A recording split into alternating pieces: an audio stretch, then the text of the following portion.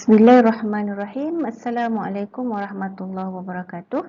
Anak-anak pelajar, insya-Allah pada hari ini kita akan memperincikan bidang akidah iaitu atas tajuk tuntutan taubat. Sebelum ini kita telah melihat tajuk dosa-dosa besar. Seterusnya, apabila telah melakukan dosa maka hendaklah kita bertaubat kepada Allah Subhanahu wa taala.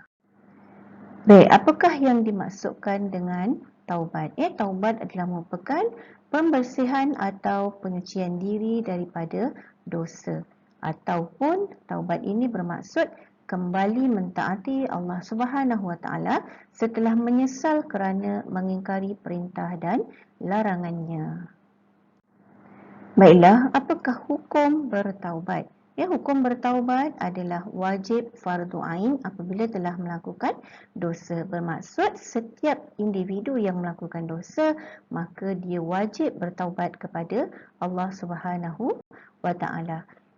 Begitu juga wajib bagi setiap muslim untuk bertaubat bagi setiap dosa sama ada dosa tadi diingat ataupun tidak. Ini adalah mengikut pendapat Imam Qurtubi dan juga Imam Nawawi.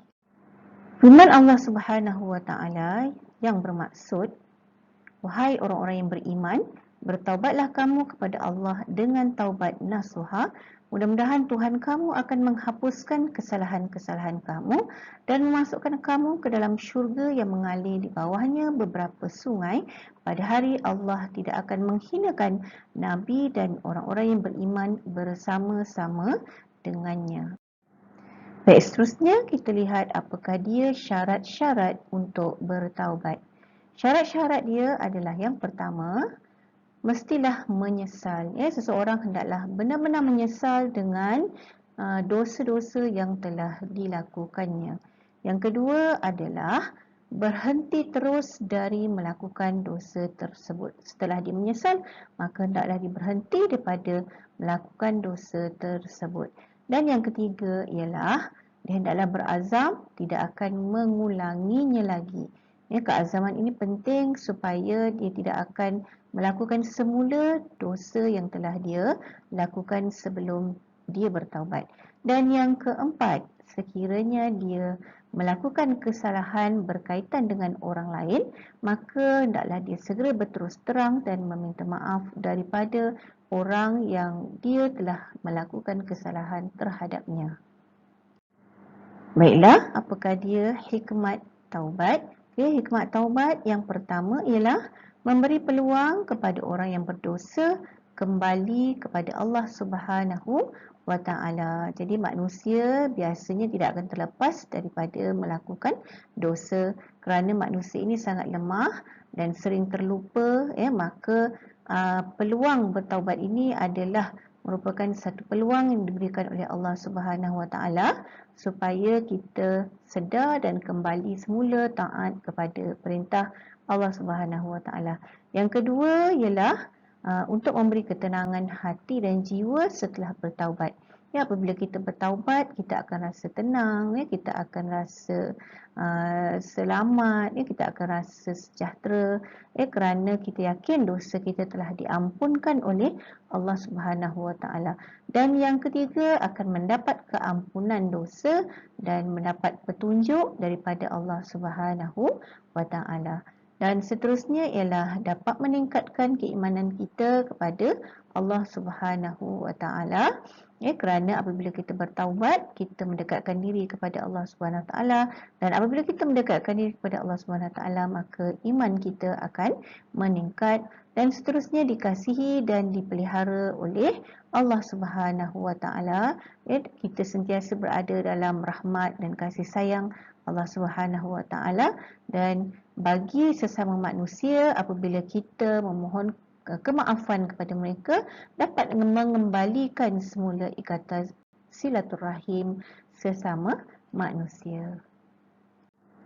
Baik, seterusnya ini adalah merupakan lafaz istighfar yang biasa kita baca. Mudah-mudahan lafaz ini akan sentiasa membuka ruang dan peluang kita untuk memohon ampun kepada Allah Subhanahu wa taala. Lafaznya adalah seperti berikut: Astaghfirullahalazim alladzi la ilaha illa huwa al-hayyul qayyum wa atubu ilaih. Astaghfirullahalazim alladzi la ilaha illa huwa al-hayyul qayyum wa atubu ilaih. Astaghfirullahalazim alladzi la ilaha illa huwa al-hayyul qayyum wa atubu ilaih.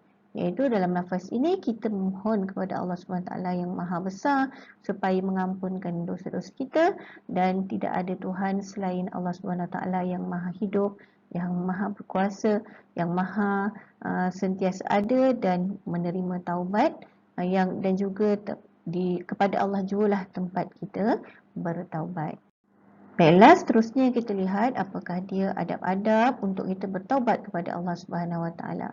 Antara adab-adabnya ialah pertama, ikhlas kepada Allah dengan penuh penyesalan. Mestilah ikhlas, hati tadi mesti ikhlas untuk bertaubat kepada Allah Subhanahu Wa Taala. Yang kedua, mestilah dimulai dengan solat sunat taubat. Sebaik-baiknya kita lakukanlah solat sunat taubat sebanyak 2 rakaat. Kemudian yang ketiga ialah membaca istighfar sebanyak 70 kali. Sebagaimana lafaz tadi, iaitu astaghfirullahalazim. Sekurang-kurangnya astaghfirullahalazim sebanyak 70 kali. Dan yang keempat ialah membaca tasbih, iaitu sebanyak 100 kali. Subhanallah, subhanallah, subhanallah. Dan seterusnya yang kelima ialah memohon ampun kepada Allah Subhanahu wa taala. Dan yang keenam ialah bersedekah, dan seterusnya yang ketujuh ialah berpuasa sunat sekurang-kurangnya 1 hari. Ini adalah merupakan adab-adab bertaubat yang sebaik-baiknya kita lakukan apabila kita hendak bertaubat kepada Allah Subhanahu wa taala. Jadi taubat yang diterima oleh Allah Subhanahu wa taala adalah merupakan taubat nasuha.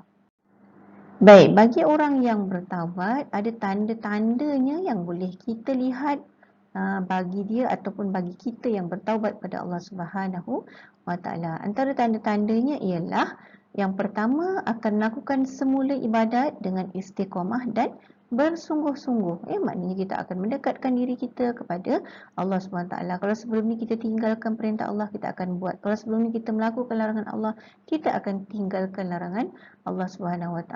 Yang kedua, kita akan sentiasa berusaha memperbaiki amalan kita daripada semasa ke semasa, sama ada amalan-amalan wajib ataupun amalan-amalan sunat. Yang ketiga, kita akan rasa benci kepada maksiat dan berusaha untuk mengelakkan diri daripada melakukan maksiat tersebut. Dan yang keempat, orang yang bertaubat ini biasanya dia akan berakhlak dengan akhlak yang melambangkan kepribadian Muslim yang sejati.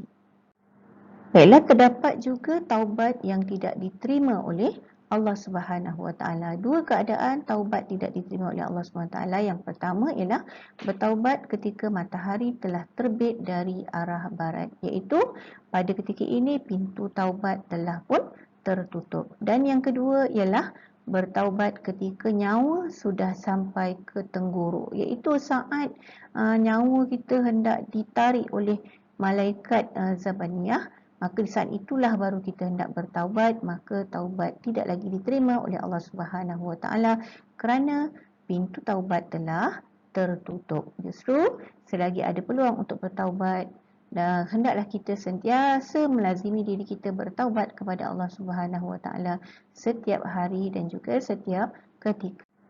Baik, sekian saja daripada saya untuk hari ini. InsyaAllah mudah-mudahan jadilah kita seorang hamba Allah Subhanahu wa taala yang sentiasa bertaubat, memohon keampunan kepada Allah Subhanahu wa taala. Sesungguhnya dosa-dosa besar tidak akan diampunkan oleh Allah Subhanahu wa taala hanya melainkan dengan taubat nasuha. Sekian, jazakumullahu khairan. InsyaAllah kita bertemu lagi di lain waktu. Segala yang baik daripada Allah Subhanahu Wa Taala dan segala kekurangan adalah daripada ketaifan diri saya sendiri. Aku qauli hadza wa astaghfirullahal azim li wa lakum. Wassalamualaikum warahmatullahi wabarakatuh.